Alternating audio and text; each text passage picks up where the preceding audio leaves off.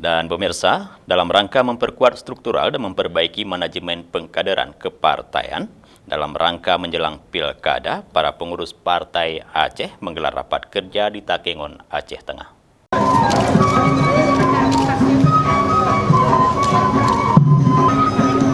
Ratusan Dewan Pengurus Partai Aceh dari berbagai daerah se-Aceh hadiri rapat kerja dan sekaligus pelantikan pengurus Dewan Pimpinan Wilayah Aceh Tengah di Takengon yang selama ini mengalami kekosongan pengurus definitif. Pelaksanaan rapat kerja di Takengon ini merupakan yang pertama kali digelar di kawasan Tanah Gayo sejak lahirnya Partai Aceh di Provinsi Aceh, di mana para pengurus Partai Aceh dari seluruh daerah di Aceh ini juga membahas jumlah program kaderisasi untuk pencalonan gubernur pada Pilkada mendatang. Pihaknya akan mengusung Muzakir Manaf sebagai calon gubernur Aceh.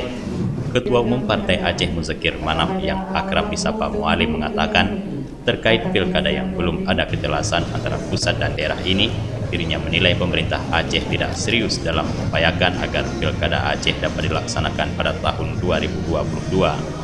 Desakan pilkada untuk segera digelar pada 2022 merujuk pada komitmen perjanjian MOU Helsinki antara Aceh dengan pemerintah Republik Indonesia yang telah disepakati bersama.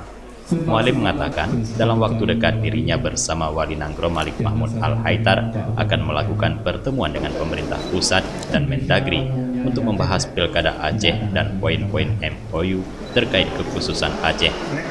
Pada tahun menyangkut pilkada Aceh, Provinsi Aceh, kita harapkan kepada pusat sesuai dengan komitmen perjanjian MOU Helsinki sebagaimana diatur di Batam Muscat.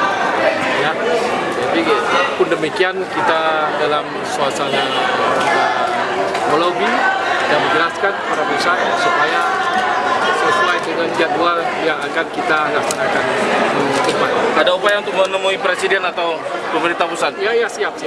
Ada. Kapan rencananya? Tergantung beliau menginisiasi batu mereka. Jika pemerintah pusat tetap ngotot 2024, bagaimana sikap Partai Aceh?